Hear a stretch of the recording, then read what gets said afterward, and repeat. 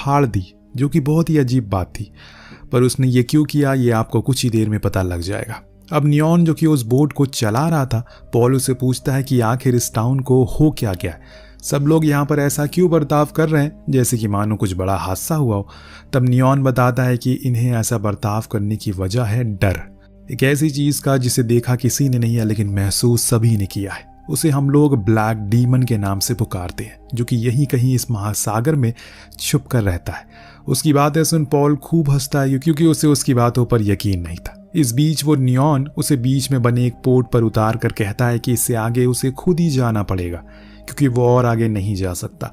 उधर पॉल की पत्नी क्रिस्टीन, उसे अब कुछ ठीक नहीं लग रहा है, मानो सब कुछ अजीब सा हो रहा है। उसकी आंखों के सामने इस बीच उसी होटल में शराब पी रहा एक शख्स एंजल के साथ बदतमीजी करने लगता है, जिसे क्रिस्टीन को गुस्सा आ गया और उसे वहीं रखी बोतल उसके सर पर दे मारी और होटल से भाग निकली। बाहर आकर इन्हें पता लगा कि किसी ने इनकी कार के टायर को ही फाड़ दिया हो। जो देख वो फौरन बोट की तरफ भागी। वहां खड़ा एक शख्स को बोलने लगी, प्लीज हमें रिक तक लेकर चलो, पर वो आदमी मना कर देता है। वो उसे पैसे भी ऑफर करती है लेकिन तब भी वो नहीं मानता। तभी उसने देखा कि कुछ गुंडे इस परिवार को मारने के लिए उसकी ओर आ रहे हैं और इसीलिए उसने उनकी मदद को मान गया।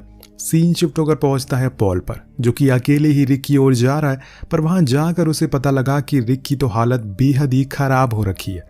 बड़ी ही ताज्जुब की बात है कि इसके आसपास का पानी पूरा लाल है। खैर वो अंदर गया तो उसे वहां एक डॉग मिला, तभी दो लोगों ने उस पर हमला कर दिया।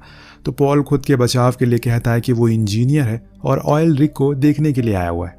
तब वो दोनों रुक जाते हैं और कहते हैं कि तुमने आने में बहुत देर कर दी मेरे दोस्त, सब कुछ खत्म हो चुका है। तभी अचानक इन्हें बाहर से एक बोट की आवाज आती है, तो जो देखने गए तो पता लगा कि उसमें पॉल का परिवार है जो इसी ओर आ रहा है। हेनरी जो कि दूरबीन से सब कुछ देख रहा था, उसे एक काला साया नजर आता है जो इनकी बोट के नीचे से गुजर जाता है, लेकिन इन्हें इस बारे में कुछ भी पता नहीं चलता। लेकिन जो उस रिक पर खड़े थे उन्हें एहसास हो गया कि वो जो कुछ भी है अब उसी बोट की ओर आ रहा है और इसीलिए वो तेज तेज आवाजें लगाने लगते हैं। जो देख पॉल उनसे पूछता है कि वो क्या कर रहे हैं, वो ऐसा क्यों कर रहे हैं, पर वो दोनों नहीं रुकते और बार बार आवाजें करते रहते, जिससे वो जो कुछ भी था वो उस बोट से दूर हो जाता और ये लोग सही सलामत रिक पर आ गए। लेकिन अचानक से एंजल का पैर स्लिप हो गया, वो पानी में गिर गई। इस दौरान उसने जो कुछ भी पानी में देखा वो रोंगटे खड़े कर देने वाला था।